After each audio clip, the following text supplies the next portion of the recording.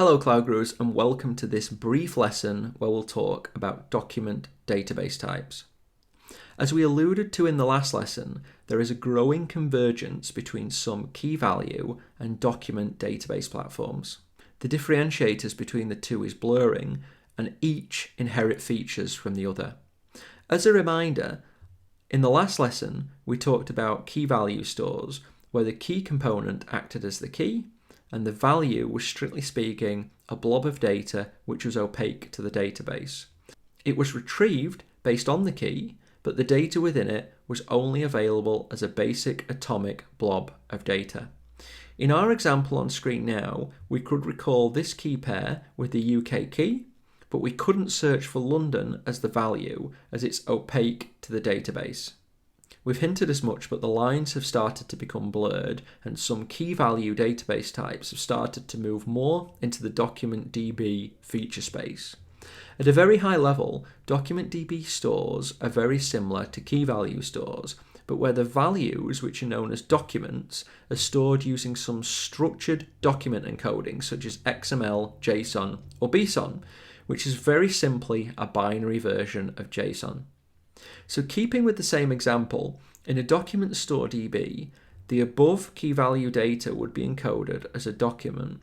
And within that document could be additional rich data. For example, you will notice there is structure within the data block, allowing isolation of the office name, street number, city, and postcode. This rich structure is part of what separates document DB stores from key value stores. Additionally, data structures can be nested within the document stores, and this offers significant power and flexibility. So what are the key differences between document stores and key value stores? As above, the lines are blurring somewhat, but at a high level, with a document store, a document is the aggregate. You work with document objects, your data model is documents, and that's how you interact. When it comes to scaling, the database looks to spread documents across its partitions or servers or nodes.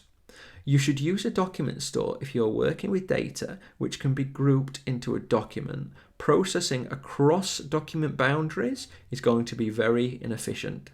A document store may not be a good idea for large-scale social networks or locational aware applications with massive social components. Unlike pure key value databases, you are able to interact with the document structure. You are able to search all documents for a certain value for a certain attribute. And that is actually what document DBs are designed for. Documents can be interacted with based on attributes, and in some cases, collections of documents can be created based on attribute values. With document DBs, you are able to reference other documents, allowing some basic system of relationship or attachment reuse. Like other database types, all documents need a unique key. If you don't provide one, the system will allocate one for you. And common examples of document DBs include CouchDB and MongoDB, and I'd encourage you to check them both out if you'd like to research further.